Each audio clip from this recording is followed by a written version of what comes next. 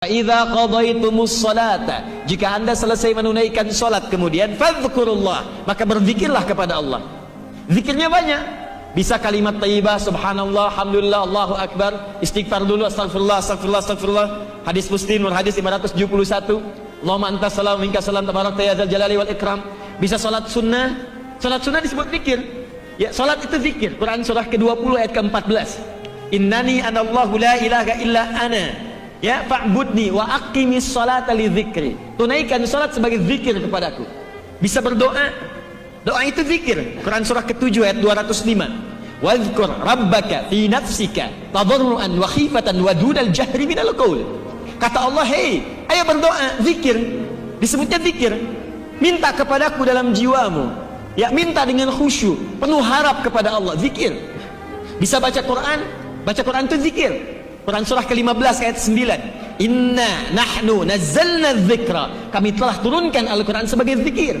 Makanya Anda selepas salat Anda ucapkan misalnya surat Al-Baqarah 255 ayat kursi. Baca kemudian 3 kul huwallah, kul a'udzu birabbil falaq, kul a'udzu birabbin nas. Itu zikir. Nah, kalau Anda ingin tunaikan itu kata Allah, qiyaman. Ayo, boleh sambil berdiri. Jadi kalau misalnya selesai salat buru-buru harus kembali ke kantor. Ada yang kembali ke kampus, ada yang baru salat subuh harus bergerak untuk ke kota. Bukan berarti buru-buru itu menghilangkan zikir. Apa nggak bisa zikir sambil jalan kata Allah? Bisa kan sambil berjalan? Assalamualaikum warahmatullah, Assalamualaikum warahmatullah. Jalan. Astaghfirullah, astaghfirullah, astaghfirullah. Allahumma antas salam, winkas salam, tabarakta ya dzal jalali wal ikram. Bisa.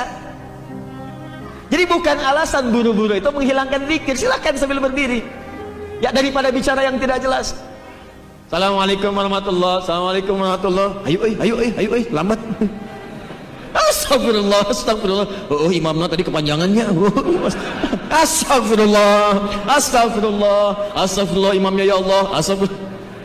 Astagfirullah. Nah, qiyaman wa qu'udan. Kalau Anda sempat tak bisa berdiri, ada orang nggak bisa salat berdiri, qu'ud.